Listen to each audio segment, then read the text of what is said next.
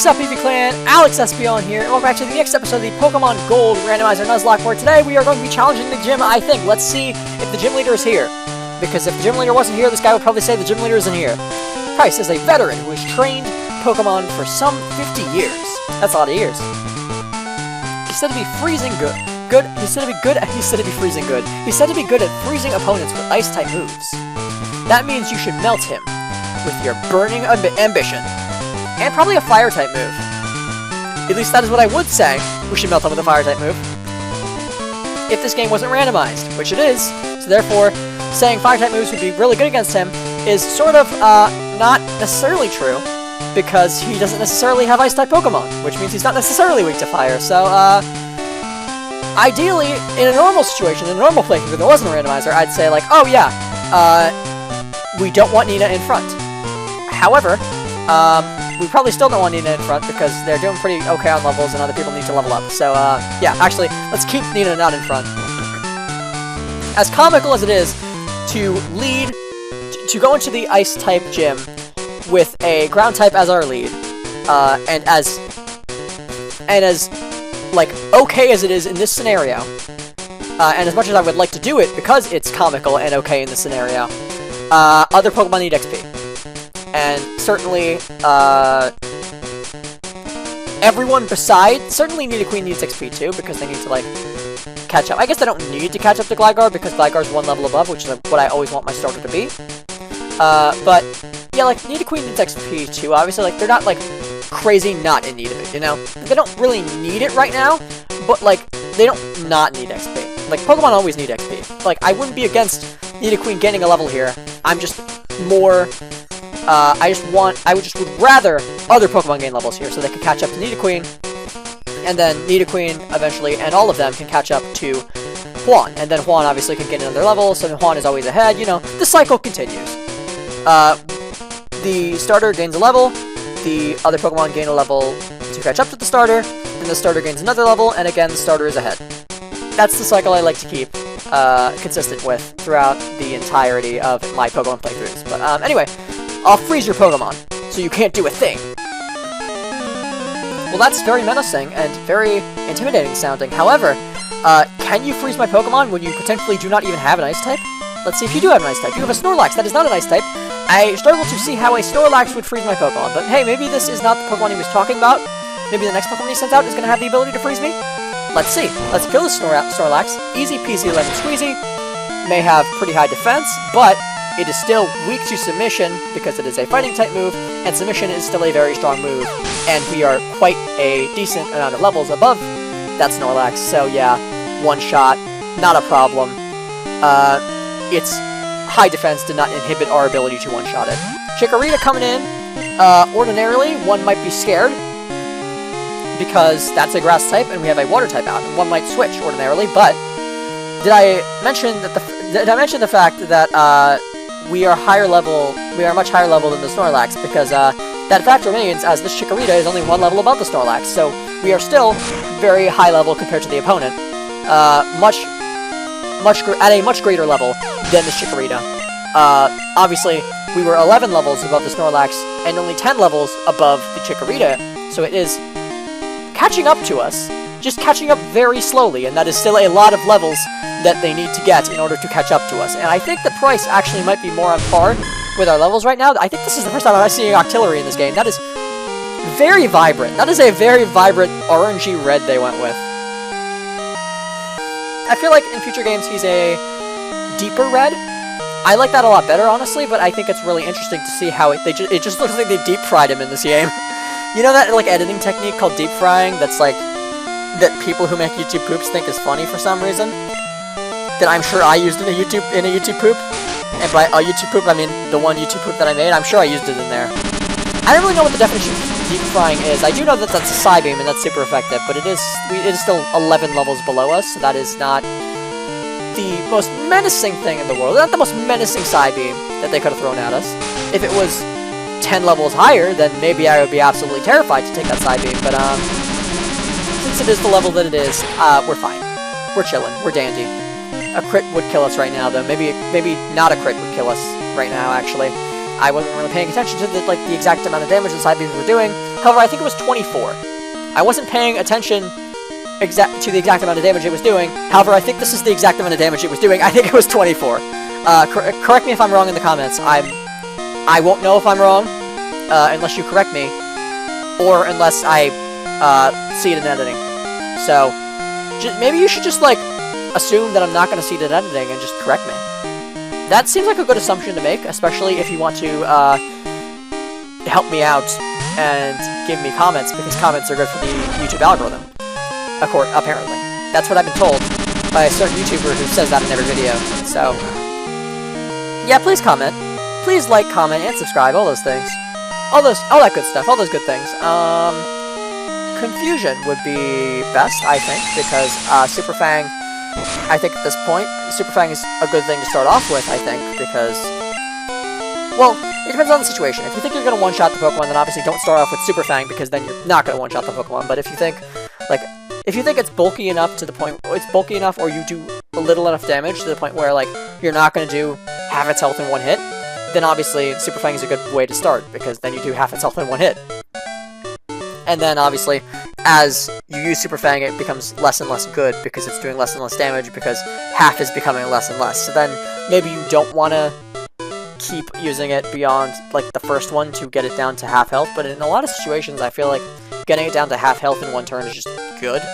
It's, like, just take that damage, that's just a good, solid 50% of their health, that just sounds good if you don't have a Pokemon that you think is going to do sufficient amounts of damage. If you think it's going to be, like, a 3-hit KO, I mean, I guess it would still be a 3-hit KO, because it's not doing 2/3 of their health, it's doing half, but, like, you know what I mean? Like, I guess not if it was a 3-hit KO, but if it was, like, a 4-hit KO, you use Super Fang, all of a sudden it's a 2-hit, not a 2-hit KO, I'm dumb.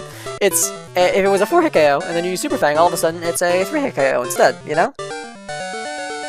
So, like, there are definitely scenarios where a Super Fang to start off the fight between you and another Pokemon is a good idea. Usually you wouldn't know until you have already fought the Pokemon, because then you know about how much damage you're doing to it. So, using that first Super Fang is kind of a gamble, because you don't know if it's the right move. But, it's a gamble I'm willing to take pretty often, I think. Just not, I don't know, not in certain situations, though. And obviously that Artillery was not at full health, so I did not go for the Super Fang. Darn, I couldn't do a thing. Yeah, that was honestly a pretty pitiful performance by you, but it's okay. A lot of people put up a pitiful performance against me in this game, so it's alright. I think there's a move a Pokemon can use while it's frozen.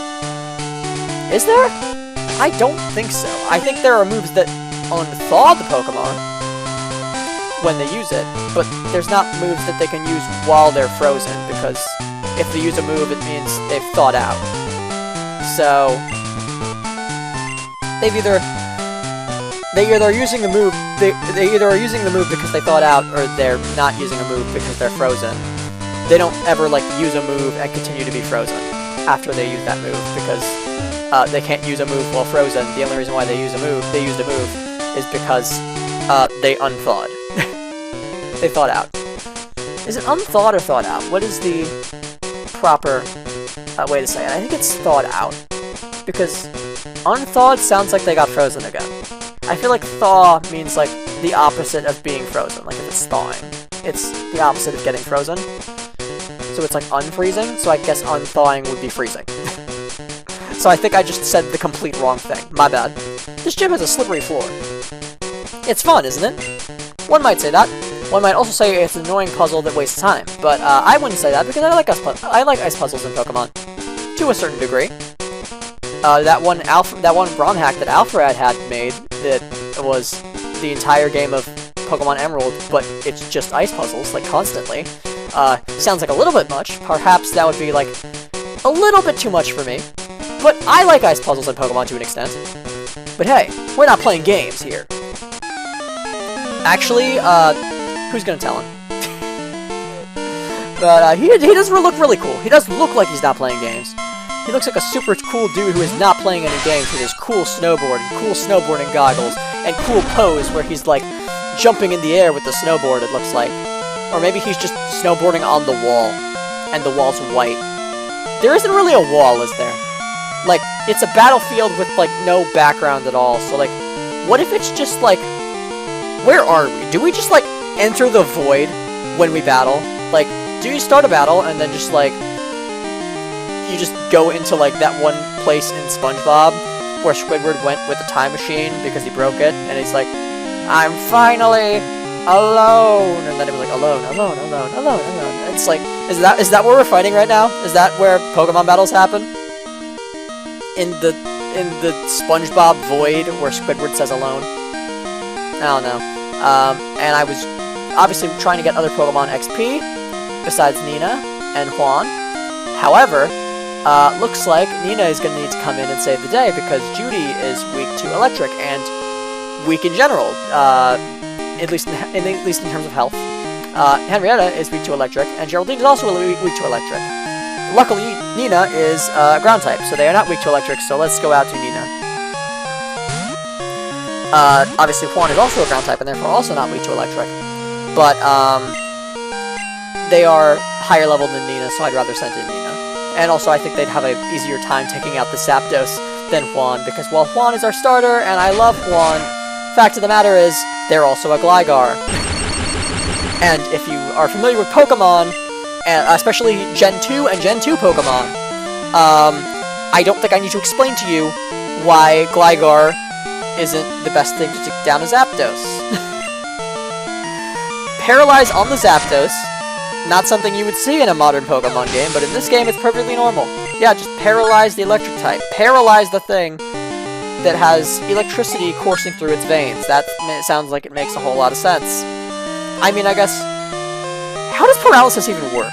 Is that something I want to know? Is it freaking... How does this trainer even work? How did he get a Zapdos and a Suicune? This guy's crazy. Okay. So, now we want Nina out of here. Like, very out of here, because, all of a sudden, ground is not the best type of Pokemon to have on the field anymore. Now we want to switch the ground types back out. They went from being the best thing to have on the field, to being the worst thing to have on the field very quickly, because they went from sending out an went from having out an electric type legendary to having out a water type legendary. So, yeah. Nina just needs to be very out of here. Suicune might actually have Aurora Beam, so perhaps, this is not the best swap. And I don't want to lose Henrietta right now. I don't want to lose Henrietta really ever, but especially not right now because they are close to evolving. And I want to see what they evolve into. However, and also at the same time, I don't think this thing has Aurora Beam. I think it'd be crazy if this thing had Aurora Beam at this level. Maybe in future games it might, but I think not at this level. Not in this game. I feel like this early in Pokemon, a lot of legendaries just have like absolutely sucky level up movesets early on.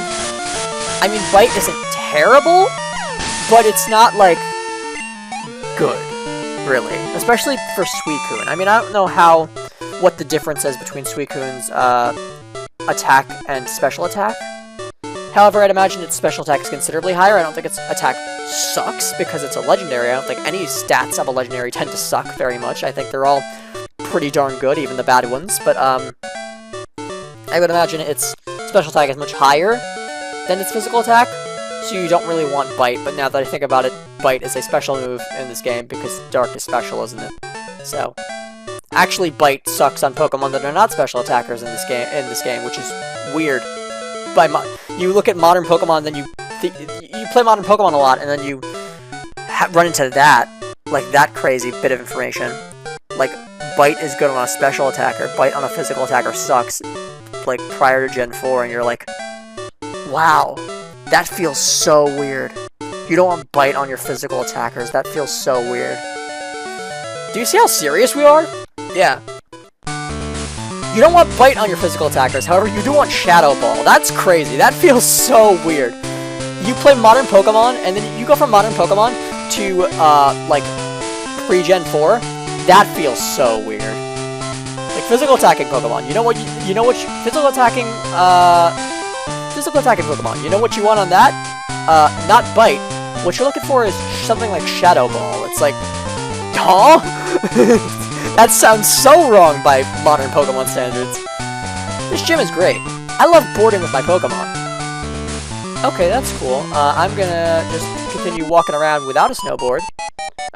Traveling on this ice without a board at all. Just with my feet. You know. Because I'm cool like that. I don't need a snowboard. To get to Price, the gym leader, you need to think before you skate. Again, not really skating, just kind of walking around on my feet and slipping all over the place. And honestly doing it in a really graceful manner. So, shout out to me for slipping so gracefully. But anyway, here comes Spinnerack. I love Spinnerack's sprite in this game. It's so good. Why did they make this thing not purple in future gens? It's so weird. It is such a drastic change in color that I don't understand. Especially since, like, purple Spinnerack just looks so good. It just looks fantastic. Is shiny Spinnerack purple? Is that what it is? Did they want to differentiate Spinnerack more from, like, regular Spinnerack more from its shiny, and so that's why they made it green in future games? Was it in this game just, like, the shiny and the normal Pokemon were both purple, so it was hard to differentiate? So they, instead of changing the shiny, for some reason they changed the normal Pokemon? Is that how it is? Is that why it went from purple to green? Like, that just absolutely drastic change? Because Ariados didn't change that drastically. It's not like it's with the evolution line. It's just that one Pokemon where they were like, let's change its color completely. It's kind of crazy. I wouldn't lose to you in skiing. But obviously my favorite color is purple, so I'm not complaining about it being purple in this game. If anything, I'm complaining about it being green in future games, because my gosh, does the green look yucky compared to that gorgeous purple. Oh my gosh, purple on a spider Pokemon? Ah. Purple just matches spiders. It's a color that matches spiders really well. I think it's just like those Halloween vibes of, like, orange and purple are like the really Halloween spooky colors, and spiders are like a stereotypically Halloween spooky thing. If you don't skate with precision, you won't get far in this gym. Again, not skating. Thank you for not listening. I know Price's secret. What is Price's secret? I mean, I suppose you won't tell me until I beat this battle, because, you know, that's how Pokemon works. You're like, I know a secret, and then, like, trainers are like, I know a secret, and then they're like, oh, but I wouldn't tell you, and then you beat them, and they're like, fine, I'll tell you, and it's like, you know you're not legally obligated to do that, right? Like, you're not like, you know we didn't, like, sign a contract? This wasn't legally binding, this battle, like, you don't have to give me anything for winning, like, I mean, maybe you have to give me money, maybe that's how this world works, but, like, money is crazy enough already. The fact that everyone gives you money after you beat them in a Pokemon battle is crazy enough already. The fact that they also feel the need to, like, give you things beyond just paying you is crazy, because, like, the money thing is crazy enough. Then you get to people where you, like, beat them in a battle, and they're like, fine, I'll tell you the secret password to this door in my criminal organization building, and it's like, dude, you just screwed your entire criminal organization over for, like, no reason. Why would you just tell me the password? It's like, oh no, you beat me in a Pokemon battle. Now I have to reveal to you the exact information you need. It's like, no, that's not how life works. What? I mean, thank you. It's very convenient for me, but, like, why? Okay. So we're gonna go with the Confusion. I think in this situation, it's gonna do more than half health, which means it's the better option over Super Fang. Are we gonna be... once we beat this gym, are we gonna be at a point in the episode where I just ended off? Is this gonna be, like, just a gym episode? I feel like this has been a pretty long episode, so it might be just a gym episode. I feel like we've been taking a pretty long time on this gym. I think, not even because it's like a very time-consuming gym. I think in Heart Gold Soul Silver it is a much more time-consuming gym, but I don't think it's been this time-consuming in this episode. I think it's just that I've been talking. I don't think it's been the gym that's been consuming all the time. I think that it's just the amount of talking I'm doing that's making it lengthy, but, like, I have things I want to talk about. That's why you're here, I think. I mean, you could just play the game yourself, but, maybe you can't play the game yourself. Maybe, I mean, you can play the game yourself. I don't see why you wouldn't be able to. It's quite easy to do in this day and age, but, maybe you just can't play it randomized, so that's why you're watching this. Maybe you just want to watch a randomizer, and you don't really care about my commentary. That's fine. You can experience a randomizer for yourself, you can't play one yourself, and you want to go to me and, experience a randomizer through watching me play it. That's great, that's cool. So maybe then you don't care about my commentary, but I'd imagine that the majority of people here know how to do randomizers, or either that, or, like, have YouTubers that, like, know of other YouTubers who they can watch play randomizers. So I guess they just like my commentary over those YouTubers, or like my commentary over playing the game themselves with no commentary. So I'd imagine that the majority of the people watching this probably are doing so because they like my commentary. Anyway, okay, I'll tell you Price's secret. See, again, like, it's like, why do they feel the need to do that just because I beat them in a Pokemon battle? It doesn't make a whole lot of sense. Like, it's a thing that happens really only because the plot needs it to. There's just, like, these very plot-convenient things that happen when you win Pokemon battles for no real logical reason. The secret behind Price's power: he meditates under a waterfall daily to strengthen his mind and body. Okay, but like, how does that help him with Pokemon? Like, I feel like that doesn't really help him at Pokemon battling. I mean, I'm sure it makes him like young and spry, even in his old age, you know, like youthful, continuing to be like healthy and strong and all that. But like, how does that help him in terms of Pokemon battling? Because I feel like that helps him a lot more than it helps his Pokemon. Like, and does his physical condition help him in Pokemon battling? Or would it be more effective to help his Pokemon's physical condition? Because I feel like his Pokemon's physical condition is what matters more. This is definitely very different. The way that this gym is set up is definitely very different in this game than it is in Heart Gold and Soul Silver. It is a lot easier, and at the same time a lot harder, because my gosh, am I not figuring this out. I did not think it would take this long. I thought that like I was at the end of the gym and it would be pretty self-explanatory as to what to do from that point, but it is not. I don't know how to get to the gym leader here. Just kind of going around, sliding all over the place, with no real clue of— oh! I forgot to fight the trainer. Check out my parallel turn! Okay, that's kind of good then, because I would have completely overlooked the trainer, and I normally don't really like doing that, so I'm glad actually that I accidentally ran into the trainer, because otherwise I just would have forgotten about them, and then I wouldn't have been able to fight them after I beat the gym, because that's how gyms work for some reason. And it's really weird, honestly, if you ask me, that like, you beat the gym leader, and then suddenly all trainers in the gym lose any desire to fight you, when they were so anxious to fight you before.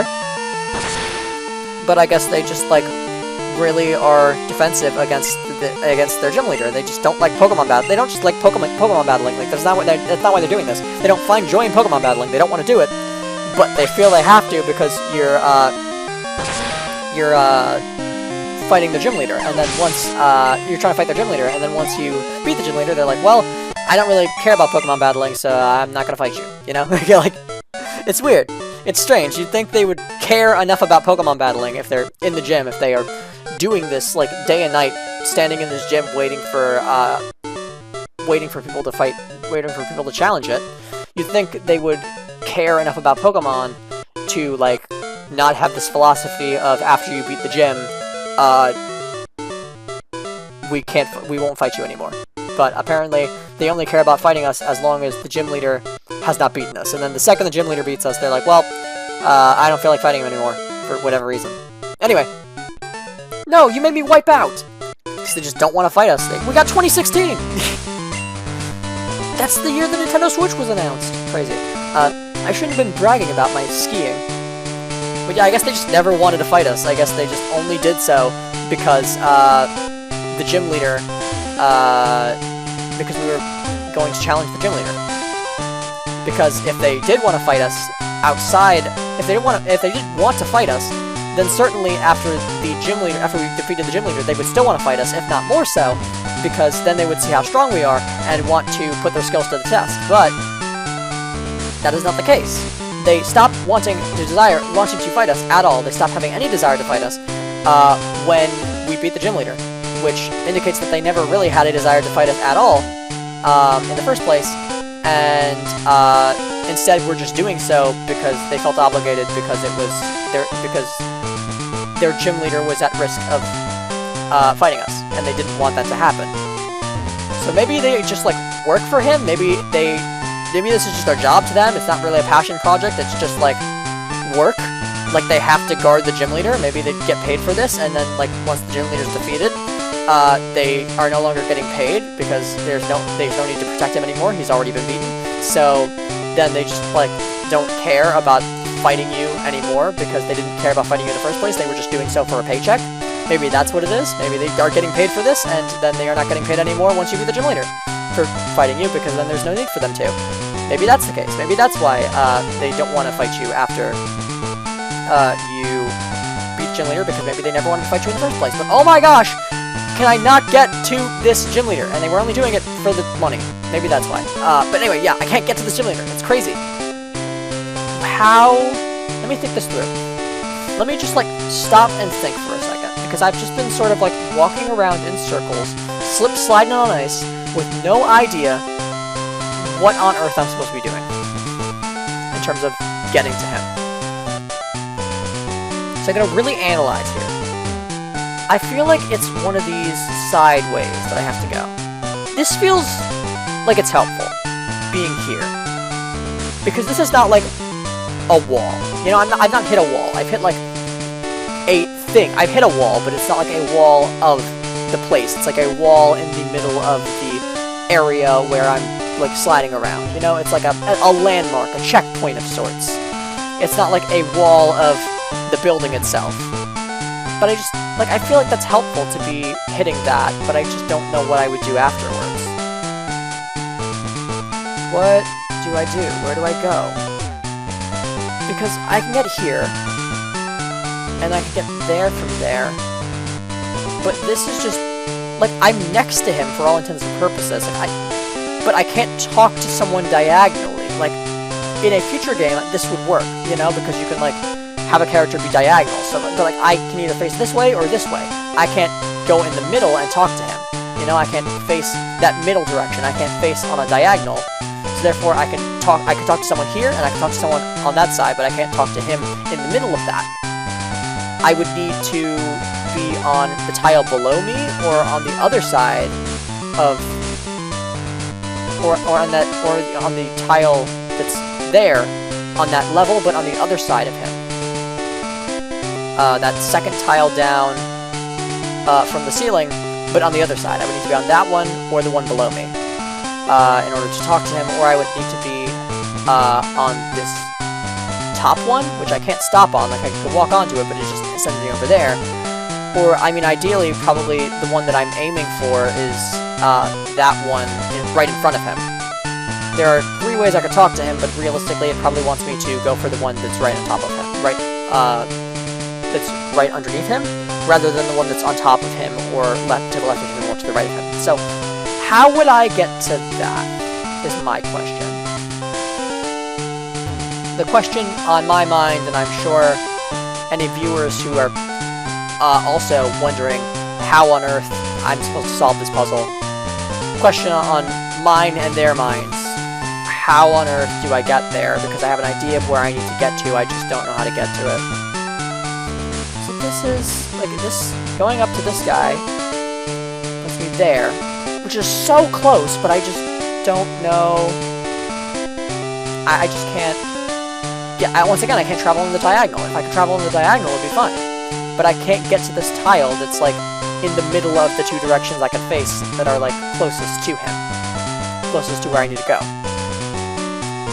I just can't get into that middle ground in the direction I'm facing. I can't get into that middle ground in the direction I'm facing. That's the problem. I figured, like, okay, I can go at it from this side, like, slide over there, slide over to that tile that I need to get to that's below him from this side, but I can't, like, if I try to go up to be on that level, that row where the tile is, then it just puts me at the top of this column, and I can't do anything from here besides just go right back down, and then that puts me at a different spot than I was in before, that is even farther away from him. So I don't really know what I'm supposed to do, because this also does not help me, because 1, it's 1 spot too far to the left, and 2, even if it wasn't, this lady is in the way, so she's blocking me from going up here, which is the direction I would need to go. If it was either, if this tile that I'm standing on was either 1 to the left or 1 to the right, it would be helpful to go up that way. And obviously, and honestly, probably right now it may still be helpful to go up that way, but I just can't go up that way. And I still wouldn't be able to go up that way, even if, but I can't go up that way because there's a woman here. So, Yeah, the big problem is that just, like, I'm sliding into places that are not helpful to me. And if I am sliding into places that are helpful to me, they are blocked by people. Like, this is right where I need to be. If I could just go up from here, then I would be right in front of Price. I would land on that tile, but I just can't because there's a guy here. So I'm trying to figure out, like, what is an angle I can approach this at where I have the ability to get to the tile I want to be on from there. And overall, I'm just not seeing one, because I'm not seeing any walls that stop me, any walls or tiles that stop me moving, from moving on this column right here, where the tile is that's in front of Price. So I'm trying to think, like, is there a way I can, like, use a human being to stop myself where I need to stop, you know? Like, are any of these people positioned in a way that would, like, stop me, would, like, put me in the right column to go up onto that tile? And the answer I'm seeing is no. Because this woman, obviously, if I could hit her from this side, just go this way, and then, like, bump into her, then I would be on that in that column. That is the column that I need to be in if I want to go up onto that tile. But I can't hit her from this side because if I try to go up to her row, then I just go up to the top of the column again. So there's no way I can get to the row that she's at, and while sliding in her direction. That's just not possible, according to what I'm seeing and what I'm thinking right now. I'm very stuck. I am very confused about what I'm supposed to be doing here. I feel like these three at the bottom are important. This is a lot. These are a lot of tiles to have in one row. And I feel like, why would they have so many of them in one row if at least one of them wasn't needed, you know? I really am, like, trying to think about this as... I don't want to give up on this. Like, I know I could just look it up, but I kind of don't want to be bested by the children's puzzle. I might put a timestamp on the video. I might edit in, like, a timestamp so that you can skip to the end of me trying to figure out the puzzle if you want to, because I know this is taking a very long time, but, like, my gosh, do I want to figure this out on my own? Do I want to prove that I'm smarter than a 5th grader, you know? Like, my gosh, I want to prove I'm smarter than a 5th grader. I mean, do any of these help me?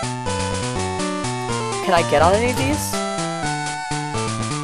Would any of them help me even if I did? Yes. Okay, so if I got on this, somehow, then I would be able to go up the column. You see how, like, this tile right in front of this Pokeball thing here is on the same column as that tile over there in front of the guy with the blue hair. Not the guy with the blue hair underneath me, but the guy with the blue hair up there. So it goes up that column. If I could just figure out a way to get to this tile right here in front of this Pokeball thing, then from there I could go up that column onto that tile, and then that tile would stop me in the row where the tile is that I'm aiming for. And so that way I would be able to talk to Price on that tile. But how would I get down to that Pokeball thing? How would I get down to this tile on the Pokeball thing? The first thing I'm thinking is, can I get into that row somehow? I don't see a way that I can. Unless, wait a minute. I got it. This is how you get down to that row. You go down from here. Yeah, and then you go across that row to this one, and then up this column to that one, and then I've already fought this guy, right? Yeah, we aren't missing out on the battle, are we? Yeah, secret behind Price's power, right.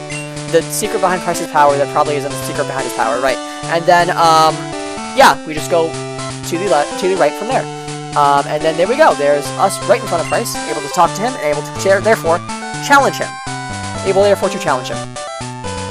Pokemon have many experiences in their lives, just like we do. I, too, have seen and suffered much in my life. I love how I transitioned into the old man voice, like, halfway through the dialogue. I tend to do that. I'm talking in a way too normal voice for who this is. Let me give them a voice. Since I am your elder, let me show you what I mean. I have been with Pokemon since before you were born. I do not lose easily. I, Price, the Winter Trainer, shall demonstrate my power. Okay. That's honestly like the same sort of voice that I'm giving K-Mac right now, like Paper K-Mac, in Author Chloe. That I'm giving Paper K-Mac in Paper Mario Origami King right now, because as I mentioned, I think it was in the last episode, it could be this episode, I don't know, they all kind of blend together when I'm doing multiple in one recording session, but I think it was last episode. As I mentioned, I've been playing Paper Mario Origami King recently, and I've gotten to the part where it's like the Shangri Spa. I've gotten to that part, and I really am loving K-Mech's character in the game at this point. I just think he's like really well written and stuff. I just got to the part where like everyone's getting stolen by like the black cutout creatures, like the shadowy figure things. And those guys are like really creepy in like a child-friendly way, to the point where I really like it, you know? Like, it's not creepy to the point of like give children nightmares, but it's creepy enough to the point where you're like, ooh, nice job, Nintendo. This is a little spooky. I like this. Like, you know? It's like you don't expect Nintendo to go like full creepy. In Paper Mario 1000 Year Door, I think they went like really creepy, but like I think nowadays they don't really go creepy all that much, but it was like creepy enough to the point where I'm like, yeah, it's Nintendo, but like, so it makes sense that it's not like super creepy, but it's creepy enough. It's like, dang, okay, okay, Nintendo, trying something creepy, you know? Like, it's not often they do it. It's not often they go for like the creepy vibes, but sometimes they do, and it hits. Like, frickin' Cap'n Cuttlefish? I've never played Splatoon, but Cap'n Cuttlefish in Splatoon 3, like, when he's just freaking laying dehydrated, like, seemingly dead on the ground. Obviously, it's soft because they cry on him, and then he's instantly like, back to life and he's fine. But, like, when he's, like, all dehydrated and you could see, like, his veins and stuff, like, coming out of his body and, like, as, like, weird tendril things, he just looks so dead and, like, deceased and mangled. Like, it looks dark. He's actually perfectly fine. But he looks so dead and, like, so mangled and destroyed. Like, he looks dead in a tragic way. And the way he's just, like, laying there, and they, like, see him, and he's, like, they see him, and they, like, immediately start crying. Like, it's dark. That's a dark thing. Like, it ends up being, like, super family-friendly because he's, like, perfectly fine. Which I think, obviously, Nintendo kind of wusses for leaving Cap'n Cuttlefish alive and well, with, like, literally zero consequences. Like, I don't mind if he lives. Like, that's cool. I get it. He's a beloved character. You don't want to kill him off, but, like, at least keep the tension there for, like, a little bit longer. They just kind of go up to him, and they cry on him. They cry one tear on him, and he's perfectly fine. It's like, well, that didn't last long. That wasn't dark for very long, but it was dark. It was dark for, like, a moment, and I appreciate that they went dark for, like, a moment, you know? They don't do that often. Nintendo doesn't go dark often, and so when they do, it's like, wow. Like, that's cool. I like the creepy vibes here, even if it's not all that creepy. It's like, it's creepy by their standards, you know? Gone are the days of freaking Dupless, like, copying Mario and taking his identity, and all your friends fighting against you, not realizing that you, this shadow that they see before them, is the real Mario, and the person they are fighting for is actually a creature that has stolen your body, stolen the way you look, but, like, that's terrifying. Gone are those days. Nintendo would never do something like that, like, actually creepy and dark in a modern Nintendo game. I hope this guy hits himself, because I didn't really calculate the amount of damage he's doing to me, and he might just kill me if he hits me. He hit himself, which is great. I do not know if he would have killed... I do not know for sure if he would have killed me if he hit me, but I'm glad I didn't have to find out. Author Chloe was defeated. I am impressed by your prowess. With your strong will, I know you will overcome all life's obstacles. You are worthy of this badge. Thank you, Price. Thank you so very much. Alex received Glacier Badge. Yay! That badge will raise the special stats of Pokemon. It also lets you throw Pokemon use Whirlpool to get across real Whirlpools. And this is a gift for me. Alex received TM16. Okay, that's great. That TM contains soft boiled. That is actually great. Like, I was like, oh, we got a TM, that's great. Not even knowing what it was. Now that I know what it is, that's especially great. It's not just a TM, it's a really good TM, actually. The TM contains soft boiled. It demonstrates the harshness of winter. How so? How does soft boiled demonstrate the harshness of winter? Please inform me, because I'm a little lost with your analogy here. Professor Elm, what's he got to say? Alex, how are things going? I called because something weird is happening with the radio broadcast. Yeah, this is the nerdy professor. I gave him the nerdy voice. They were talking about Team Rocket. Alex, do you know anything about it? I thought he was going to say anything about Team Rocket. And then he said it, and that's a much shorter word, so the emphasis was kind of like weird there. Because I was sort of like, anything about Team Rocket? And then like, he said it, and it's like, anything about it?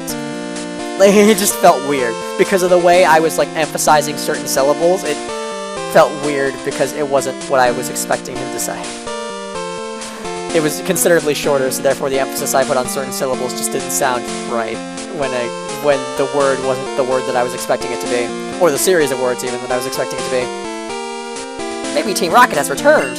No, that just can't be true. Well, I have some bad news for you, man. I've been experiencing some things lately. Including a Team Rocket base, and then another one. Was it another one? I forget how the plot of this game works. Have we been in multiple Team Rocket bases? Obviously there are like 3 in Kanto. Is there just 1 in this game? I mean, the radio tower is kind of a Team Rocket base because there's Team Rocket people all over it, but is it like... Is the Team Rocket base I just went to with the electrodes like the only actual Team Rocket base in this game? It might be. I know the Team Rocket's people were like in Azalea Town, and I'm sure they were in other places too, but Team Rocket was not in Azalea Town in like a base or anything. They were just like at the Slowpoke well. Sorry to bug you. Take care. Click. Okay. Thank you for that plot explanation that is supposed to tell people where they need to go next in the game. However, I don't need it. I already knew. I already had a decent idea of where I needed to go. Maybe not exactly, so I'm still glad it's there. But I think I would have figured it out. I think I would have remembered. I would have been like, oh yeah, this is when we do the radio tower stuff, right? Like, I would have probably gone in the direction of Claire, and then been like, we can't do this stuff yet. What do we need to do now? I'm guessing it's radio tower, because that seems like the next logical plot step besides the gym, and since we can't do the gym right now, then I think it's gonna be, the radio tower that we need to do now. So, like, I probably would have gone in the direction of the gym, seen we couldn't do the gym yet, and then been like, what's the next logical thing that we probably need to do? If it's not the gym, then it's probably a radio tower. So then I would have probably gone to the radio tower. Like, I didn't really need them to say that, but it just saves me wasting time checking if I can go in the direction of Claire. And now instead I'm just going straight to the radio tower, which I would have assumed if I figured out that I couldn't go in the direction of Claire right now, or just couldn't take on her gym. I would have assumed that I need to go there, but this keeps me from having to assume and having to make an ass out of me and Ming, as they said in Amazing Digital Circus. So, honestly, fire joke. Love that one. Sometimes Kane's comedy is like a little... Like it's a little too random for my taste to the point where it's not really funny. Not often. Not often. Kane is usually very funny. Amazing Digital Circus, Fire series. If you haven't checked it out, where are you? Where have you been? Have you been on the internet? Like, come on. I'm sure I'm not saying anything that most viewers don't already know. Like, Amazing Digital Circus is a fantastic series, but it is. Big fan. Again, not an uncommon opinion. But I just want to, like, emphasize, like, hey, good series is good. If you, for some reason, think it's not good and you haven't watched it yet, watch it. You might think it's good, actually. Like, you might be surprised that the good series is actually good, because sometimes I am surprised when the good series is actually good, and you might be like me, where you're like, oh, everyone says it's good, but I'm sure it's, like, overhyped, right? Just watch it. Like, if you haven't watched it before, then watch it. Check it out, because, my gosh, is it just good. And if you don't like it, you can blame me. You can blame me for recommending it to you, because, honestly, like, I will take that blame.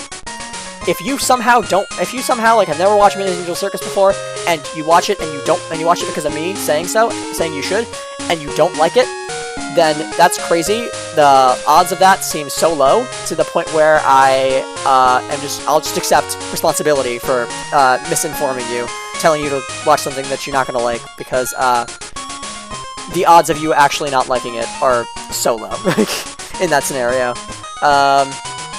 But where, like, if that happens, if that incredibly low odds thing happens, I just will take responsibility and say, like, you know what, my fault. It's crazy to me that you don't like it, but my fault for suggesting it, because, honestly, if you don't like it, then I don't know what to tell you. Like, my bad. The playground. Goldenrod City Game Corner, yeah. Okay, so, this is not where I need to go. Is it? I don't know, there's a Team Rocket person there. I'm sure I've talked to them already, so I don't really want to talk to them again. But, what's going on over here? Radio tower stuff, right? Radio tower, Team Rocket doing things with the radio tower, yeah. Standard Johto stuff. So this is the radio tower. What do you want, you pest? Scram! But yeah, sometimes, not often, but sometimes, Kane's comedy is a little bit too random for my liking. Just like a little bit too random, so where it's not all that funny. I'm gonna drink water, it's been a while since I've done that, is freaking hilarious. That's one of those, like, Kane random jokes where I'm like, never change, Kane, that's perfect. I'm gonna go drink water! It's been a while since I've done that. It's like, so relatable. So random yet so relatable. I find myself just saying that sometimes. I'm like, you know, I haven't drank any water in a while, I'm kind of thirsty, and then I just, like, burst out, I'm gonna go drink water! It's been a while since I've done that. It's so iconic. But, yeah, sometimes... Hold on, let me first talk to this guy. Take over the radio tower. What? It's none of your business. Okay. So that guy seems to want to distract us from the fact that Team Rocket is taking over the radio tower, but they are doing so. And so we need to deal with that in order to progress in the game, so unfortunately we can't ignore it if we want to beat this game, which I do for some reason. For some unexplicable reason, I do want to beat this game. I do want to beat this terrible game. So let's continue on then. Hello, I'm sorry, but we're not offering any tours today. Again, thought she was gonna say right now. She didn't say right now. She said today. So just threw me for a loop, and I look stupid. Now I just have egg on my face, I guess. And this guy is here doing his Team Rocket thing, guarding the area where Team Rocket is, so that we can't get there and meddle with their plans. We've finally taken over the radio tower. Now everyone will get to experience the true terror of Team Rockets. We'll show you how scary we are. Yes, because I'm sure a team called Team Rocket is so terrifying. Like seriously, what is so scary about Rockets? Why are they even called Team Rocket? That's the one team in Pokemon where I'm like, I literally haven't the slightest idea why they're called this. Team Plasma also. But that one I looked up and it seems like it actually has a reason for it, I just don't remember the reason. Team Rocket, I have no idea. Team Rocket, I don't think there is a reason. Team Plasma, I know there's a reason, I just don't know it. Team Rocket, I don't think there is a reason. I think they're just called Team Rocket. I mean, there is some reason, right? But I think it's a reason that is so obscure that no one would ever care. You know? No one would ever realistically care. And I don't think that, Team Plasma is as obscure. I will say that, like, I think the majority of people probably wouldn't care why Team Plasma is called Team Plasma because it's so obscure. But I don't think, anyone would care why Team Rocket is called Team Rocket because it's so obscure. Like, Team Rocket is even more so obscure to the point where, like, people would care even less to know why it's called Team Rocket than they would with Team Plasma. It's that obscure. Some of them are super obvious. In fact, most of them are super obvious. You got Team Aqua. I wonder why they're called that. It's because they want to expand the ocean. You got Team Magma. Why are they called that? Because they want to expand the land. I guess, well, the land is made of magma. The land is made of, like, you know, hardened magma. That's what, like, rock is made out of, you know? So, like, I get it, right? Team Magma is less on the nose than Team Aqua, but, like, because they want to expand the land, not expand, like, a volcano or something, but, like, or, like, make more lava. Like, Team Aqua wants to make more water in the world, like, cover more of the world in water. Team Magma sounds like they want to cover more of the world in lava, which I guess is kind of what they want to do, because, well, they want to cover the world in magma, right? It's not lava, it's magma. I feel like there's a difference. I don't know what the difference is, because I'm not very good at science, but, I think there's a difference, so... They don't want to cover the world in lava. They want. It sounds like it doesn't sound like they want to cover the world in lava. It sounds like they want to cover the world in magma. And I mean, I guess I suppose that's what they want to do. They want to make more ground by covering the world in magma, and then it hardens, and then basically they want to cover the ocean in magma, so then it hardens and becomes more ground, and thereby make more ground. But that's less on the nose than just like Team Aqua wants to make more ocean by making more water, you know? Like Team Magma wants to make more land by using more magma to make more land because it hardens. Like, it just... Aqua's more on the nose, but I still get, like, Magma's pretty obvious what they want to do, what their goal is. Too strong! We must watch you! Then Team Galactic is, like... They're galactic. They want to destroy the universe, you know? Like, what is it? Their pursuits are just beyond like, Earth, you know? They're out of this world, to put it in a cringy way. So, of course, they're Team Galactic, because they want just the entire galaxy destroyed. Honestly, they should be called Team Universal, because they want to destroy the entire universe. So yeah, Team Galactic is kind of actually underselling their goals, but point is, Galactic insinuates that it is, not of this Earth, it is in outer space, you know, and they want to, destroy not only the Earth, but also just everything out there as well. Just the entire universe, which is in outer space, you know, like, the rest of the universe is in outer space from the Earth point of view. So, Team Galactic, which is galactic meaning, like, in a galaxy meaning in space, right? It makes sense. You're too strong. Our plan could be ruined. I must warn the others. Okay. But can I just, like, go up here? Oh, I can just go up here. Oh, I didn't realize that Heart Gold Soul Silver had, like, an entire thing that this game didn't. In terms of, like, the radio tower stuff. You don't need to do the thing where you, like, dress up as a Team Rocket person in this? I haven't watched enough, Gold and Silver playthroughs to the point where I knew that. I've watched a bunch of Heart Gold Soul Silver, so I am pretty familiar with, like, the overall story of Gen 2. But it's just these little, like, things that are different between Gen 2 Johto and Gen 4 Johto that I'm not aware of, because I just have not watched enough Gen 2 playthroughs. Not nearly as much as I've watched Gen 4 playthroughs of the Gen 2 remakes, you know?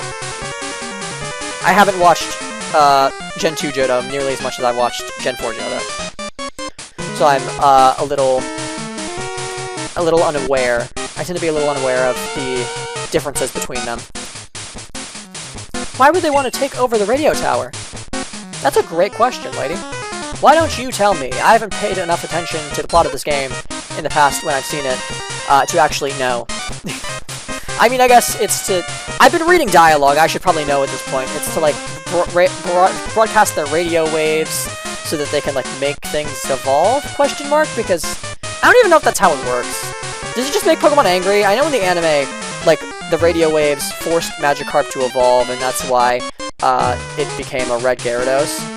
But it did not say that at any point in this game, so I'm wondering if it is just a Red Gyarados because it's a Red Gyarados, and it has nothing to do with them forcing a Magikarp to evolve with radio waves in this game, and that's just an anime thing, and maybe in this game it's just that the Red Gyarados already existed before the radio waves. It's not like an abnormal thing caused by them, and instead it's just like the radio waves just made an already existing Red Gyarados angry, rather than in the anime where it created a Red Gyarados by forcing a Magikarp to evolve before it was ready. But anyway, thank you all so much for watching EV Clan. I'm going to end it off here. Make sure you like, comment, and subscribe. And this is Alex Espion, signing off.